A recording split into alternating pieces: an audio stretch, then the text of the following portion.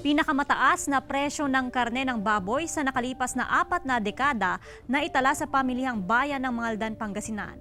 Silipin sa report. 3 hanggang 5 kilo ng karne ng baboy ang binibili ni Aling Mary Jane kada araw. Ibinebenta niya ito sa kanyang pwesto sa kanilang barangay. Sa tagal niya nagbebenta ng karne ng baboy, ngayon lang daw niya naranasan ang mataas na presyo ng karne ng baboy. Nagtataka yung mga suki ko dun sa sa mga store. Kasi 65 yung 1/4.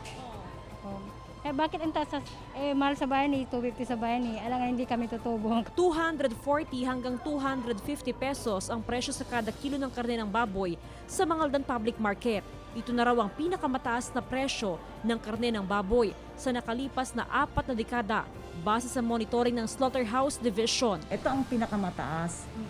Gawa siguro ito ng epekto nung nangyari sa atin na ASF. Asahan pa raw na papalo sa 300 pesos ang kada kilo ng karne ng baboy pagsapit ng Setyembre. Sa palengke at saka sa mga meat dealer, palagay ko sa ngayon wala kaming control kasi yung farm gate nila mataas. Meron din namang nakakaintindi na customer pero yung sa iba naman maraming tanong, reklamo, ganun.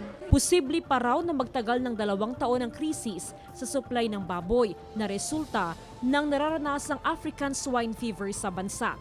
Kasama si Daryl Peralta, Jasmine Gabriel Galban, Balitang Amyanan.